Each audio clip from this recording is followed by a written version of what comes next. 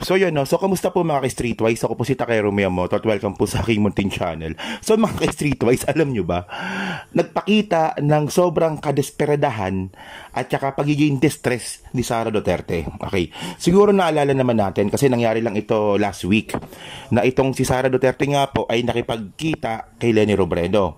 So ngayon, ang ginawa niya ngayong araw, guess what? Doon naman siya nakipagkita sa Iglesia ni Cristo. Okay, so ito yung picture.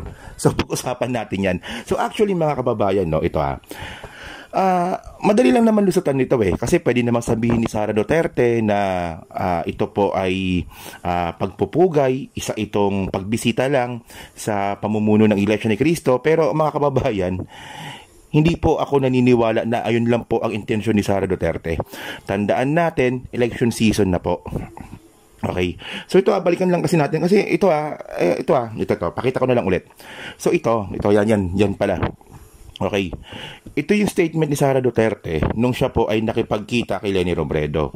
So, yan statement on the Vice President Bicol trip. Okay? 'Di ba? So, Vice President Sara Duterte is excited to experience the first ever Peña Francia Fiesta. So, sinabi niya nga dito na nakipag-meet siya kay Leni. Okay? So, sa bandang baba, ang sabi ni Sara dito, 'di ba? She neither look desperate nor distressed. Okay. So, actually mga babae, parang napaka-bullshit no? Na wala namang nagtatanong kung ikaw ba ay desperado o distressed. 'Di ba? Pero ang sabi mo sa statement mo, wala, hindi ako desperado, hindi ako distressed. Sino pa may sabi nun? Ikaw lang So ngayon, hindi kasi ang point natin dito mga kababayan, wala namang alam na trabaho si Sara. Wala siyang alam na trabaho kundi politika lang. Kaya tingnan nyo kung paano mag-isip. 'Di ba? Utak politika talaga, trapon-trapo kasi walang alam na ibang trabaho. Kasi 'di ba, si Sara Duterte pagka-graduate niya at nung nakapasa daw, 'di ba, nung nakapasa daw siya sa bar, sabi nila nakapasa daw, naging politiko kaagad 'yan. So, walang alam ni ibang trabaho yan. So, ngayon mga kababayan, ito yung sinasabi natin Okay. So, ito ay, ito yung ano niya okay, ito pala. Meron tayo dito. Okay. So, ito, galing ito sa One News. Okay. So, sabi ng One News, so, yan. Pakita ko na lang sa inyo. So, sabi dito, Vice President Sara Duterte paid a courtesy call to Iglesia ni Cristo Executive Eduardo Manalo yesterday, October 2. So, kahapon ito. So, paid a courtesy call. Okay, so ibig sabihin si Sara yung tumawag. Tama, di ba? Para kayo napakakaintindi ko, So, si Sara Duterte po yung nag-request ng courtesy call sa Iglesia ni Cristo. Ay, napakakaintindi ko, kasi ganun Okay, during their meeting, VP expressed her gratitude for the INC humanitarian efforts during disaster in the country. And then, she also acknowledged the INC's contribution to promoting good citizenship and compliance with government initiatives. Okay?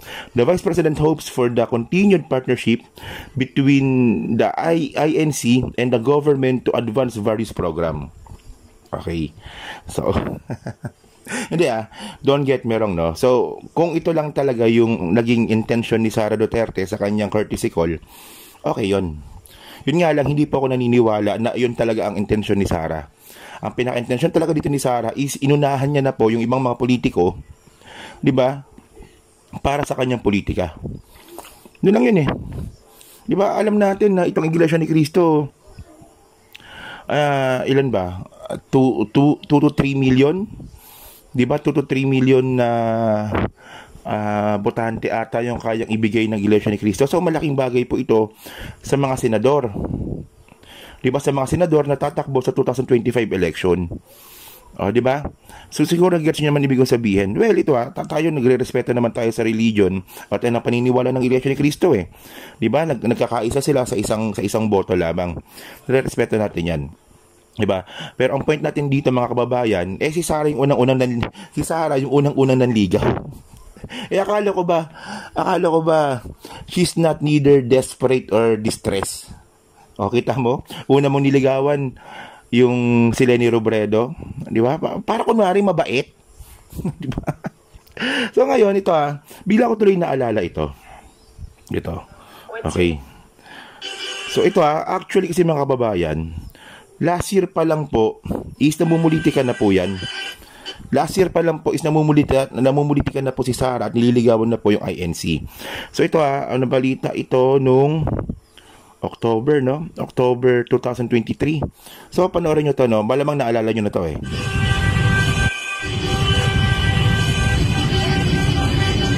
Boss, ano to? Ano po reason? Sino po ito? Sino? VP. Magkakakit lang po. VP Sara. Sa sinara niyo yung Commonwealth para dumaan si VP Sara. Dadaan lang po. Dadaan lang. Kukross lang po. O, diba? Wow. Kukross lang po siya kasi lang po. Kukross si VP Sara, sinara niyo yung Commonwealth. Alright, sige. Kukross si VP Sara. Si VP Sara tatawid, kaya tumigil muna tayo. Tigil muna tayo dahil tatawid si VP Sara, ha? Ingat lang. Wala pong magagalit. Si VP Sara po, tatawid lang. Dali na po, ha? Understanding lang po, tatawid daw si VP Sara. O, diba? So, kitang-kita yung pagiging berat talaga ni Sara dito, no? Actually, na-content ko na to last year. So, confirm talaga mga kababayan na si Sara Duterte po talaga nagpasarado ng Commonwealth para pumunta dun po sa sa pinakamalaking kapilya ba tawag nila doon ng Iglesia ni Cristo sa Commonwealth. 'Di ba? So pinasarado niya. So kitang-kita yung pagiging brat ni Sara Duterte. Dito pala actually ang kasama niya dito si Amy Marcos.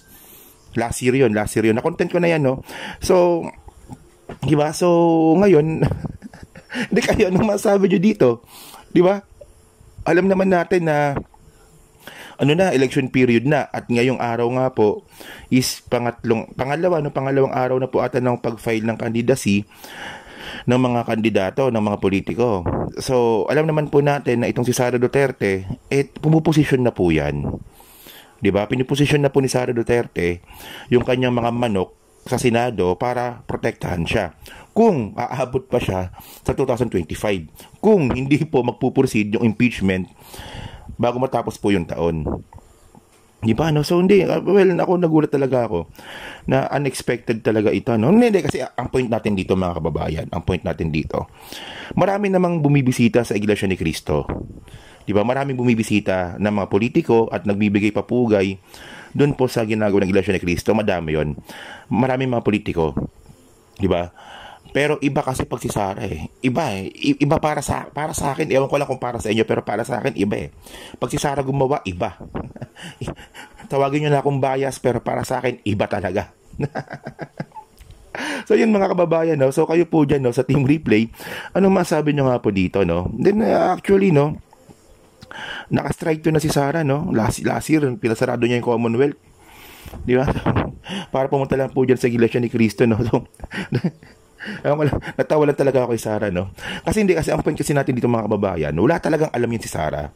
Walang ibang alam na trabaho yan, kundi politika lang. Hindi pwede mag-abogado yan. Pag nag-abogado yan, walang alam yan. Diba? Baka pag humawak ng kaso yan, baka puro talo lang. So talagang ito talaga yung kaharian ni Sara.